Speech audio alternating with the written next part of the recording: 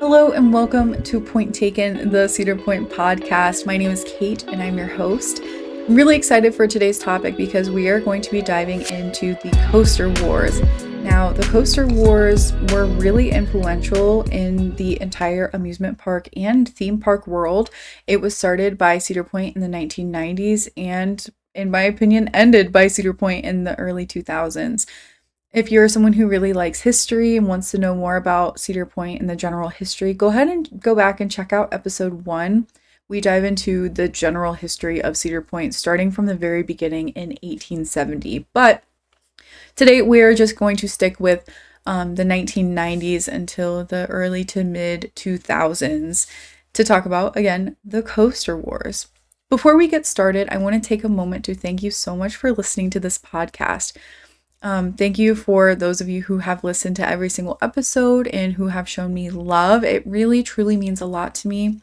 I've always wanted to start a podcast, but I didn't know what I could or wanted to talk about this much. But when the idea came to talk about Cedar Point, it was so easy because I already know a lot about the parks. I, again, have gone to the parks my entire life. I've grown up with Cedar Point. And I love sharing my knowledge because I have extensive knowledge, not only from, again, participating and experiencing the park as it's developed, but also just because I really like to dig in deeper and understand the why and seeing how things work. So again, thank you so much for being here. It really means a lot to me. This is a huge passion project of mine. And I know that there's people out there like you who enjoy and love the parks just as much as I do. So again, thank you. There's a lot of ways that you can listen to this podcast. You can listen to it on Spotify, YouTube, iHeartRadio, and as well as Amazon. Unfortunately, we are not on Apple yet. I would love to be on Apple, but I'm having a lot of trouble getting going over there. And if anyone has any way to help me figure out how to get this podcast on Apple, I am all ears. Feel free to reach out to me. My email is down in the description and in the show notes. But no matter what platform you're listening to this podcast on, please make sure to give me some love on this podcast. Go ahead and rate me 5 stars, like, subscribe, and leave me a comment. I read every single one of the comments that are left on this show because I want to hear what you have to say. Tell me about your favorite memory or maybe something that has to do with the show because, again, I love talking about Cedar Point and I will be reading every single one of the comments. The last thing I want to talk to you about before we dive into this episode is down in the description, you'll find a lot of different links to my social media and all of that fun stuff where you can find me, where you can send me an email, all of that fun stuff. But also I have my Amazon storefronts down there and I have quite a few different lists for you to look through. The first one that I wanted to talk to you about is my Cedar Point Essentials. Now, when you're heading to the parks in the summer and even in the fall, there's a lot of things that you want to make sure that you have when you go to the parks.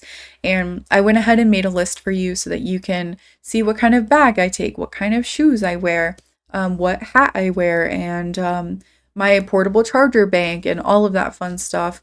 And if you want more detailed tips and tricks, what to bring, what not to bring, and all of that fun stuff with Cedar Point, go ahead and go back and listen to episode 2 where I go over all of that stuff as well as exciting things that are happening for the 2025 season. This episode in particular is about the Coaster Wars. Again, I'm really excited to dive in with you and go over all of this stuff. But a lot of the information in the show today is from this book here. If you're just listening, I'm holding up a book. It is by Dick Kinzel. It's a picture of his face in front of Iron Dragon, and there's Millennium further in that background.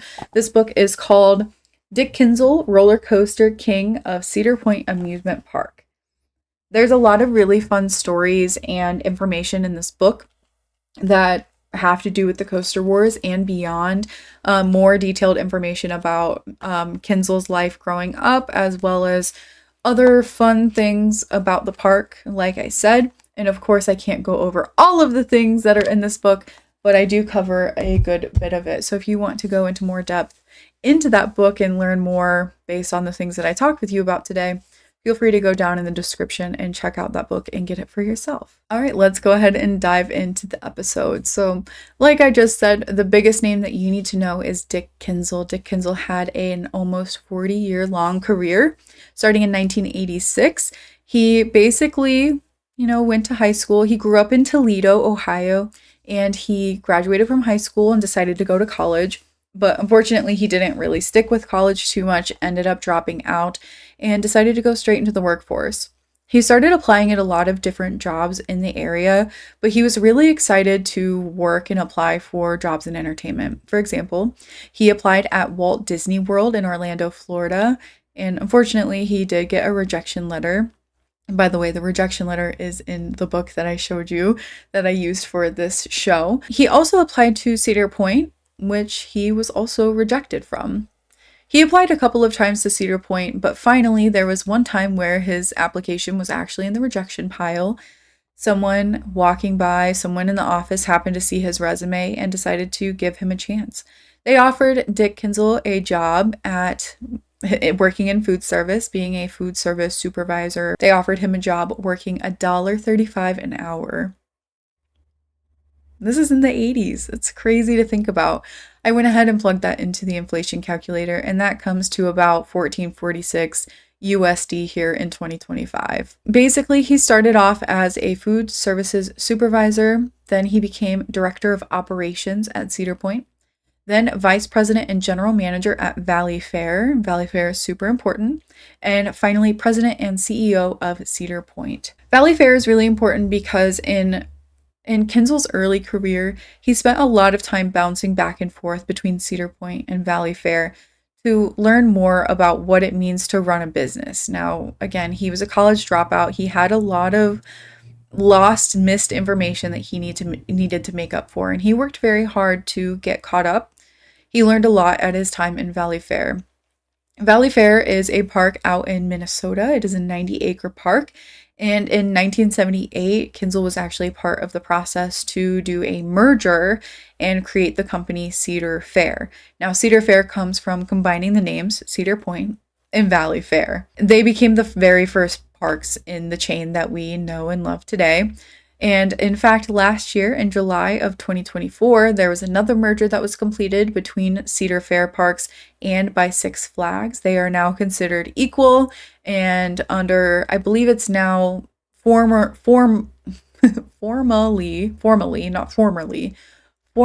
called Six Flags Entertainment Corporation from when they completed that merger. Both companies are seen as equal.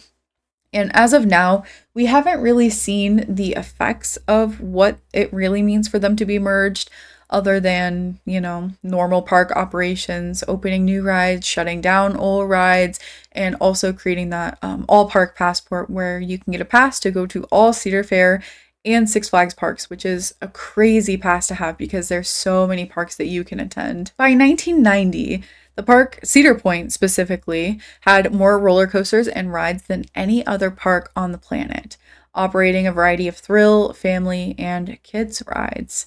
So we kind of jumped around a lot. That's kind of the basic overview of his career. So we're going to dive into a little bit more detail.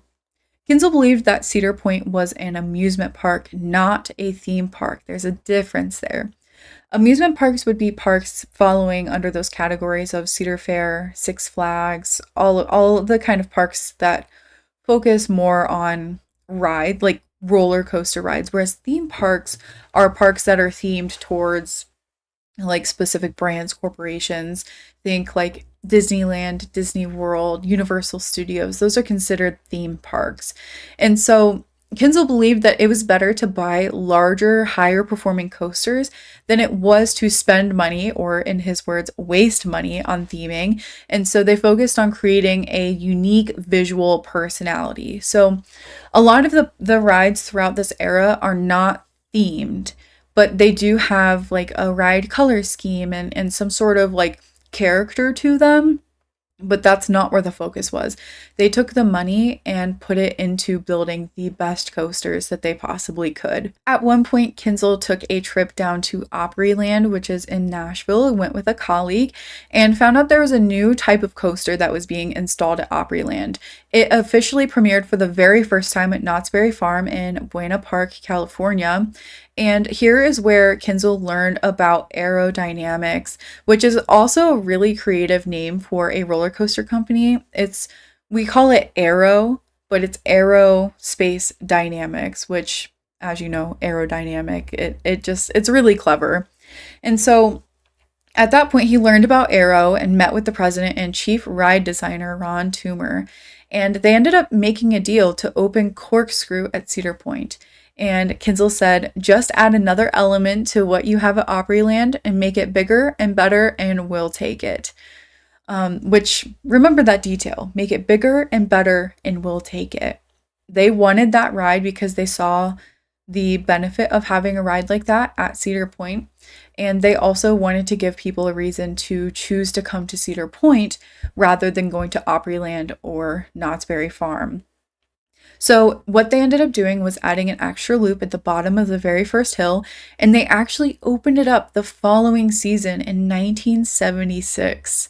The very next season, they opened that coaster up. So if you're not familiar with Corkscrew, you go up a lift hill, you come down, and then you go through a loop, and then you turn around, and you go through 2 spirals, and that's it. That's the entire coaster.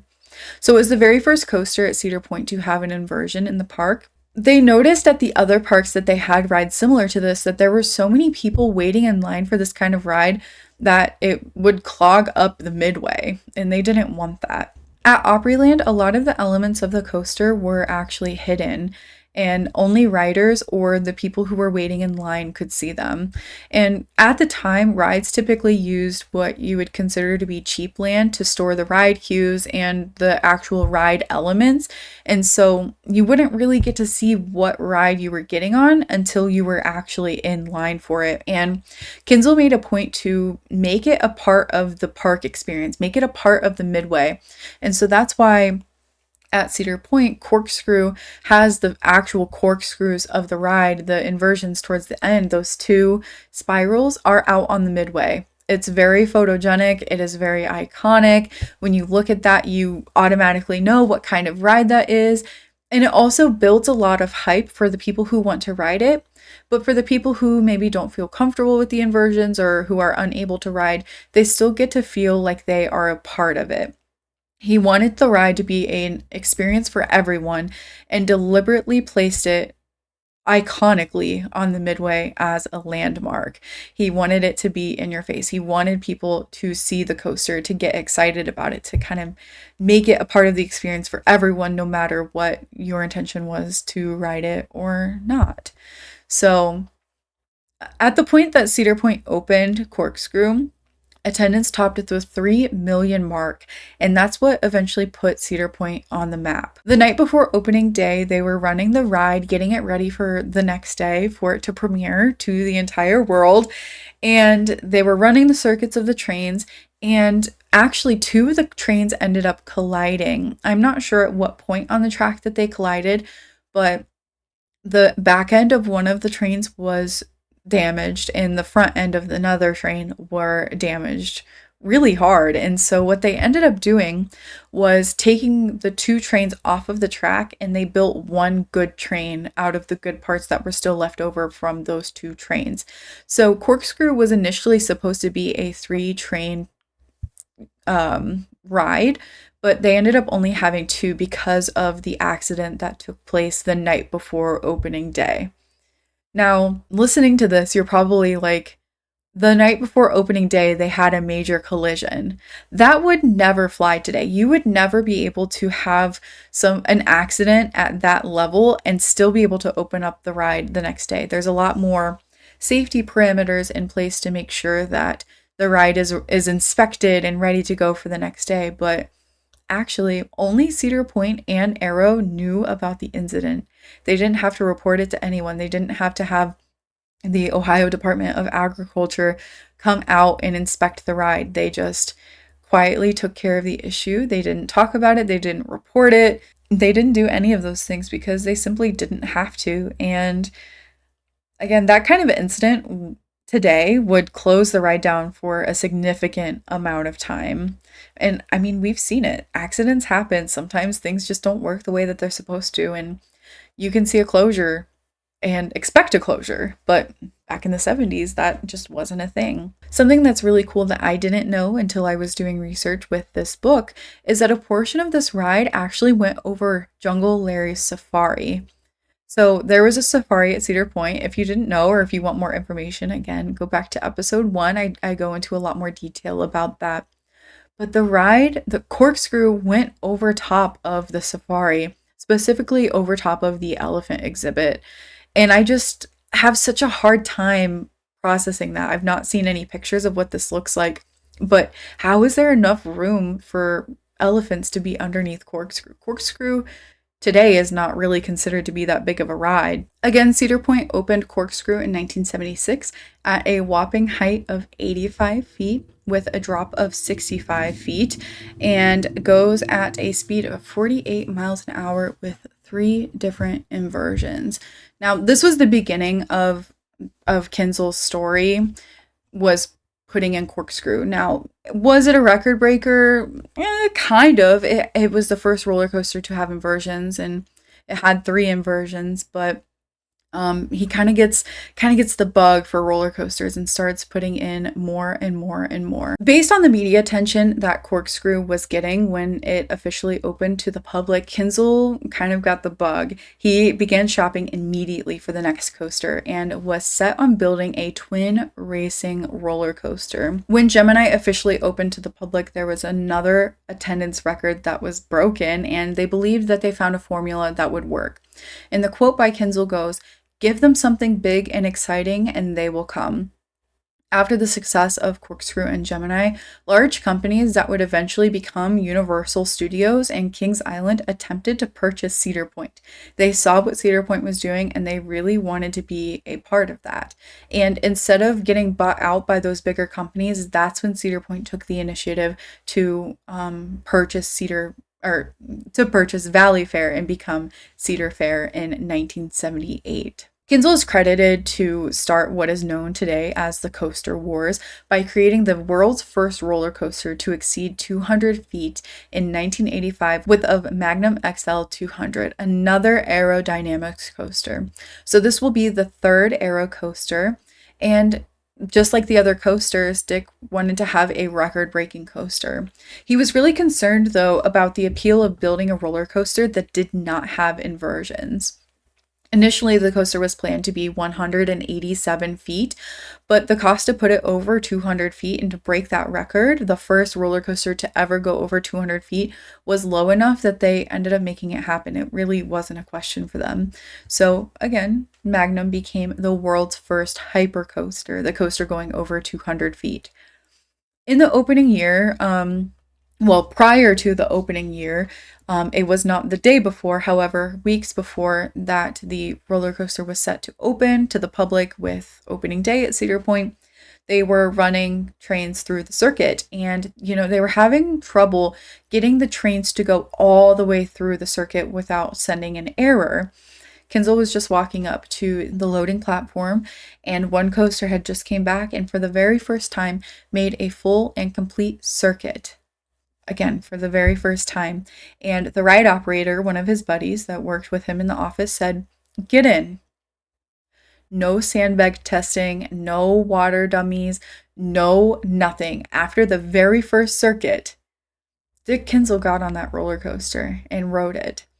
The trim brakes did not work properly. It ran extra fast and there were issues. It was not, they did not have all of the kinks worked out of it, but he rode it and he said that it was the scariest ride ever, but not because of the safety issues, because we weren't concerned about that back in the 90s, but because it was the first roller coaster to go over 200 feet. And, if you're looking at that hill for Magnum and you're not someone who is completely obsessed with giga coasters, Magnum can be pretty intimidating. And so to be the first humans in the world to go over 200 feet on a roller coaster, that's pretty thrilling. And again, something that would never ever happen today.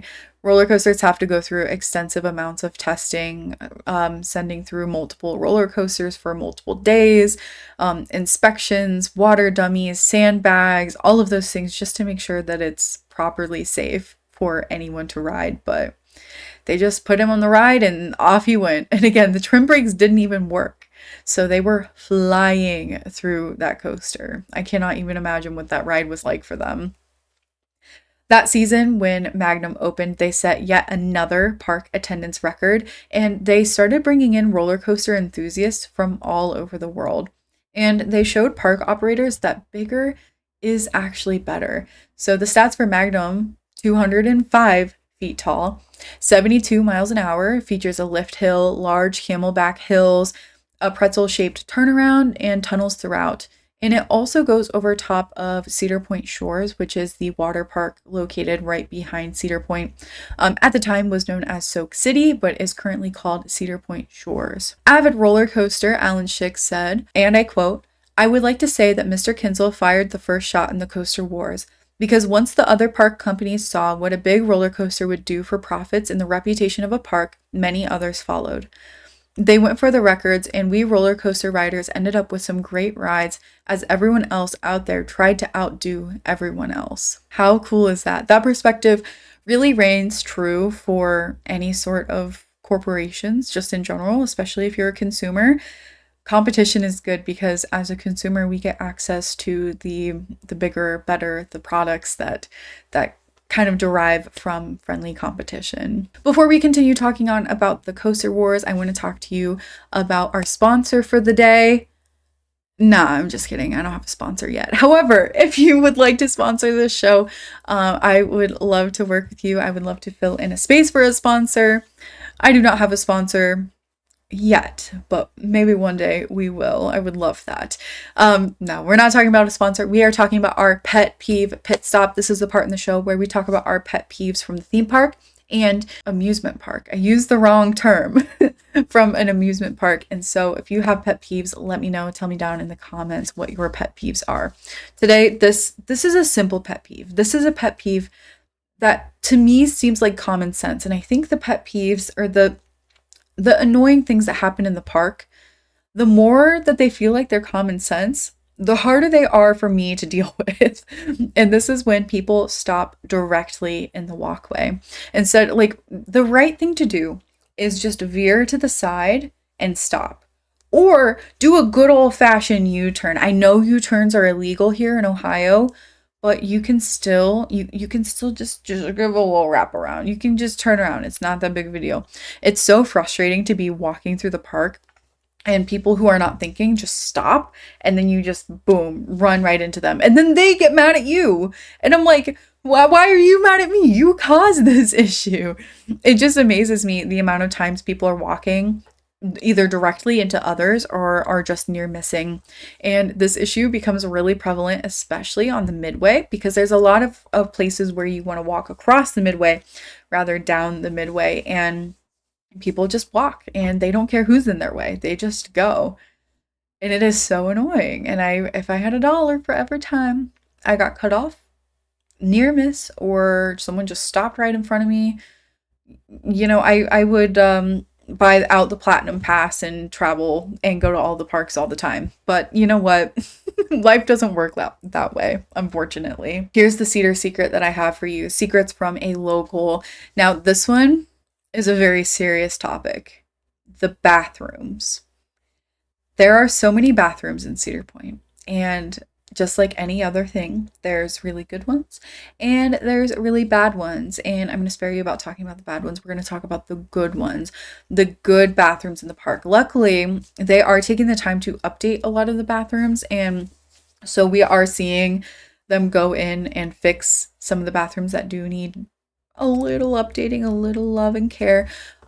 So here are the best restrooms in the park. Number 1. So you walk into the park and you go to the right of the carousel, and there's restrooms in there. They have a ton of different stalls. And typically I find that those are the most well taken care of because they're right there at the front. And typically you don't really have too much of a wait unless you hit those restrooms right when you walk in or at the very end of the night when everyone's trying to leave.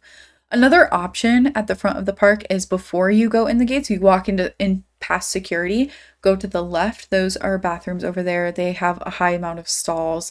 But personally, I prefer the ones right inside of the gate. They're just a little bit better. The other bathrooms that are good are the one by Magnum. It's like just a little bit further south of the entrance on the right or the east side of the park.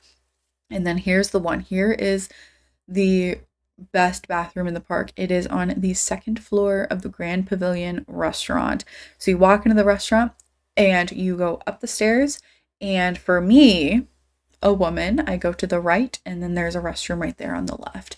And it is very nice. They have updated sinks. And so you have the soap, the water, and the hand dryer right there above your own sink, which is really, really nice. So that's a secret. And I hope that I don't regret giving that secret out because I really like that bathroom and I don't want it to be crowded because not a lot of people know about it. Diving back into the coaster wars, we are going to be talking about the most anticipated roller coaster of the century, of the millennium. Yes, you guessed it. We're talking about Millennium Force. It premiered in May of 2000 at 310 feet tall, going 92 miles an hour, became the tallest, fastest, and steepest roller coaster in the world. And this one roller coaster gave Cedar Point 10 new records, park records, specific ride records, most steel coasters in one park, most total rides in one park, and most amount of coaster track in one park, which at the time was at 44,000 feet. And so when they started building out Millennium, they wondered how big is too big of a roller coaster. And there were true fears that this coaster would scare people away because it was too big. They've never gone this big before. And this coaster is the very first ever Giga coaster, the first coaster to go over 200 feet. And so they were not sure. Again, another coaster that doesn't have any inversions. They have banked turns, but it's not technically an inversion. And so initially, when they started working on the ideas for Millennium Force, they started with another manufacturer, but unfortunately, the manufacturer couldn't come up with a way to get the cars up the hill quickly and a highly durable material for the wheels. So those were the two issues. So I'm not sure exactly who they started working with initially, but they ended up going to Intamin, and Millennium Force became the very first Intamin ride at Cedar Point. Millennium Force was the first ride after Gemini to ever have over an 8-hour wait for the ride. Now, I wasn't a part of the grand opening for Millennium or any of those early years, but I love listening to other locals talk about their experience because at the time there was a DJ booth in line and like beach balls, and it was a really good social experience to wait in line. They made it really fun because it was such a highly anticipated roller coaster. Just like Magnum, it brought in people from all over the world who wanted to be a part of it and experience the ride. And they ended up spending a lot of time and energy making sure that the queue was also a fun part of the ride. Now, Millennium Force is different than a lot of other roller coasters because it doesn't feature a chain lift and it doesn't feature a launch. And it is, again, the first coaster to go over 300 feet. They needed a way to get people to the top of the ride very quickly. Now, if you take a good look at Millennium Force or any pictures of it, you'll see that there's a pulley system. They actually use a cable to bring the car all the way up to the top of the ride, to the top of the hill. And so basically you'll see this it's like a metal, it's shaped like a rectangle, and it hooks underneath the car, and the wheels start spinning underneath the lift hill, and it basically pulls the car all the way up to the very top of the track. And the motors are very strong. They've had to replace the motors a couple of times. And so the time that it takes to get from the bottom of the hill to the top of the hill is not as fast as it used to be. It used to be way faster, especially when the ride very first opened, but it still gets you up to the top pretty quick, again, for being over 300 feet. But yeah, no chain lift and no launch. It is a cable pull, and you don't see that very often. I believe it causes a lot of downtime for the roller coaster. I believe that's why it's not used as much. Keep in mind that as we're talking about these roller coasters, there's been several other roller coasters, rides, attractions that were built into Cedar Point, but we're specifically talking about the Coaster Wars, so we're skipping over a lot of information here in the middle. So for this next ride that we're going to be talking about, Kinzel went about a completely new marketing strategy, and instead of announcing directly what the next coaster would be, He just installed cameras on the construction site and then didn't say anything. Played into all of the theories and the mystery of what was coming next. Top Thrill Dragster premiered in May of 2002, 2 years after Millennium Force premiered at the park. Top Thrill Dragster was 420 feet tall, going from 0 to 120 miles an hour in 4 seconds, and was the first roller coaster to ever reach over 400 feet, becoming the world's first strata coaster.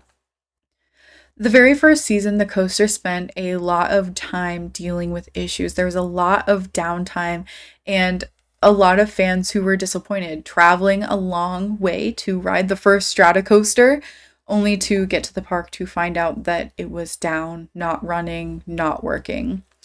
Top Thrill Dragster is known to be one of the most problematic and troublesome coasters of all time for a multitude of reasons. Let me know if you'd like to hear an entire episode regarding Top Thrill Dragster, Top Thrill 2, the history of the ride as a complete unit, as well as all the problems, issues, and incidents, because I could take an entire 40 to 60 minutes talking just about that. Kinzel admitted that Top Thrill Dragster was the quote-unquote dumbest decision he's ever made as a CEO and would never do it again due to the price, the technical problems during the first couple of years. And he said that he would never build anything like it at any other Cedar Fair park. It took a long time for the ride to run consistently. In fact, it didn't run consistently until its third season of operation. And at the very start of the third year of operation, Kingda Ka was built. It was built at 456 feet, taking the height and speed record from Top Thrill Dragster. Now, at the beginning of the episode, you remember what I said about Corkscrew? I want the same thing, but I want one extra element added to it, and I want it to be taller and better. That is exactly what Kingda Ka was to Top Thrill Dragster. It was a little bit taller, it took all of the records, and it gave people a reason to go ride Kingda Ka at a completely different park than Cedar Point in its third season. Crazy, completely took the record out from underneath. I will say though, at the opening of Top Thrill Dragster, it was considered a marketing bonanza where riders and media showed up and increased the attention at the park and the hotels. After Top Thrill Dragster, Kinzel went on to build a major thrill ride every 2 years at the big Cedar Fair parks and every 4 years at the smaller parks. Smaller rides were also added in between, rides such as Skyhawk, Max Air, and the goal and purpose of those rides were to diversify the ride styles, catering to families, catering to people other than the thrill seekers. They wanted it to be a destination, wanted you to come, spend a weekend, spend a week, stay in the hotel, stay on property, stay more than one day. And to do that, they need to make sure that rides were appealing and available for everybody. Rides that if you wanted to travel and ride things like Top Thrill Dragster, Millennium Force, but also rides like Max Air, Skyhawk, the carousels, Kitty Kingdom, it's not called Planet Snoopy. What is that called? Camp Snoopy.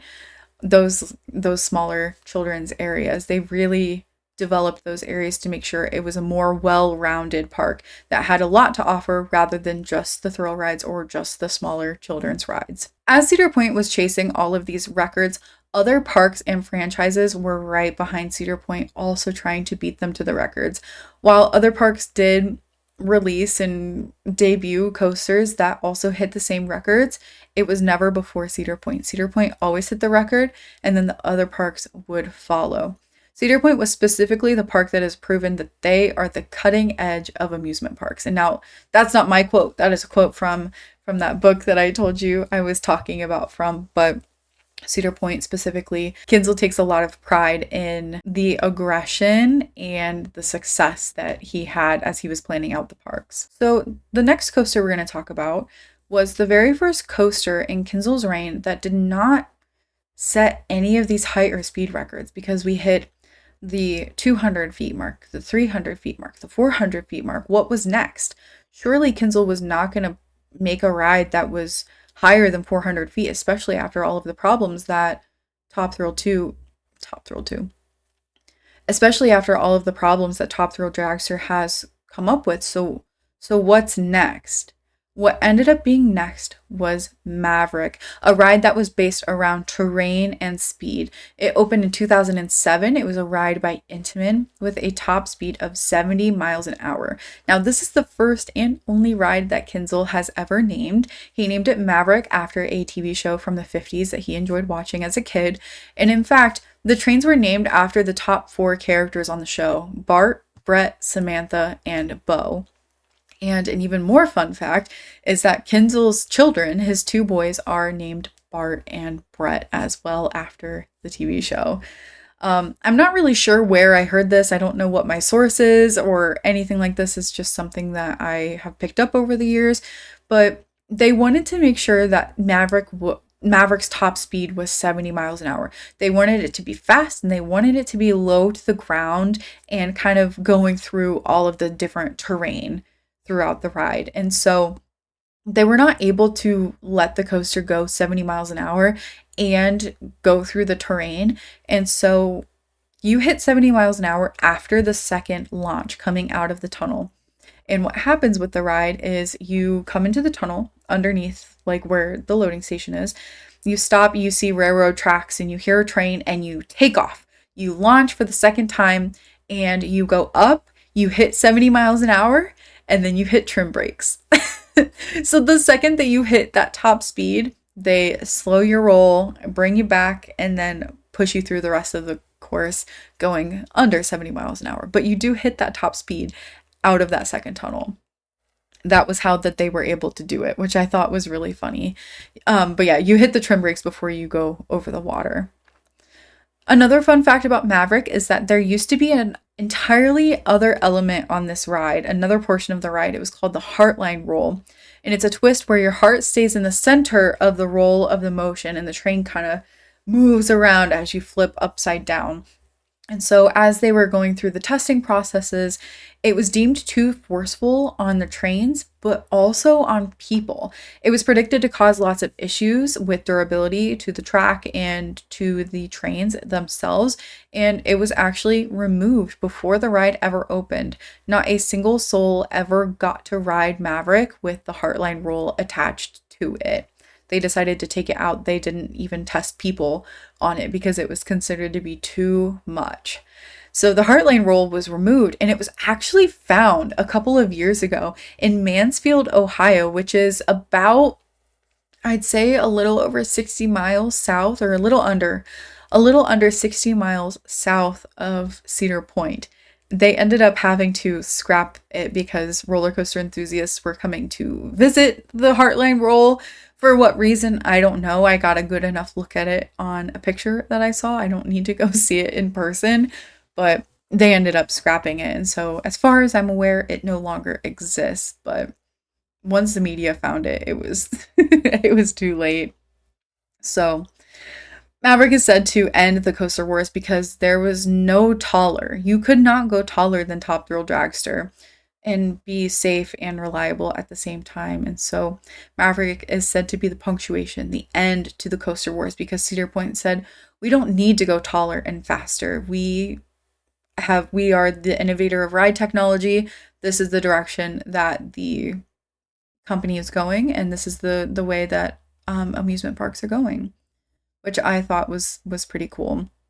So we moved ride technology into elements, theming, and launch systems. So overall, Dick Kinzel started the coaster wars, and his go big and go home attitude gave us not only an amazing park in Cedar Point, it put Cedar Point on the map, it gave Cedar Point money, it hit attendance records over and over and over again, and it also influenced other parks in the area to do similar things.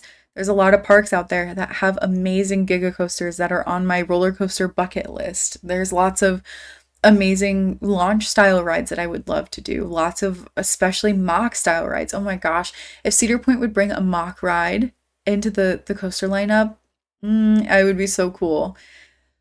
There's a lot of really amazing things that came out of the coaster wars. His reign gave us 4 major record-breaking coaster, the first Hyper, Giga, and Strata coasters, all of which who are standing today and are all functioning all at the same time. Millennium, Magnum, Millennium, and Top Thrill 2 are functioning now. Going for all the records became the marketing strategy for Cedar Point, Cedar Fair, and then all other amusement park brands. And innovation was more important than reliability at the time. And they learned their lesson with Top Thrill Dragster, and to be quite frank, are still learning their lesson because Top Thrill 2 has had its issues with opening. And again, we're getting ready to go into the 2025 season. Top Thrill 2 debuted last season and it operated only 8 days in the entire season. If history continues to repeat itself, I predict that Top Thrill 2 will not run efficiently and effectively and reliably until the 2026 season, if history continues to repeat itself. So we defined a new type of roller coaster enthusiast that encouraged fans to travel from across the country to get their coaster credits. Like, people wanted to get the coaster credits. They wanted to be the person to ride Millennium Force. And to this day, people keep track of the roller coasters that they've been on and their roller coaster credits. And basically, you earn a credit by participating in a ride. And so, yeah, I have roller coaster credits. I don't know what they are because I just quite frankly can't remember what I have ridden and what I haven't, and what's like defunct that I have ridden, but I rode as a kid. I don't know. It's a lot of work. But instead of keeping track of my coaster credits, I do use the Log Ride app to keep track of the rides that I have been on over the last several years. And that's not just a Cedar Point app. It is an app that you can plug in any amusement or theme park and keep track of your day, and it's really awesome. I highly recommend using Log Ride. Not sponsored, darn, I wish I was. Thank you for joining us on this episode. I hope that you join us for the next one. We are going to be talking about the worst ride at Cedar Point. The worst ride. And I'm really curious, what ride do you think I'm going to be talking about? Which ride is the worst ride at Cedar Point? It's not Top Thrill Dragster or Top Thrill 2. I'll give you that. Don't forget to like, follow, subscribe, rate, follow me on social media. All of the links to all of my different socials you can find down in the description. I also stream weekly on Twitch. I play a lot of Overwatch and other fun things on stream. So be sure to stop by. I'd love to talk with you about roller coasters live. Down in the description in the show notes, you'll also find resources as to what I use to put together the show, as well as my Amazon storefront that has my Cedar Point essentials, as well as the book that I used to make this episode. Thank you so much for listening to Point Taken, the Cedar Point podcast.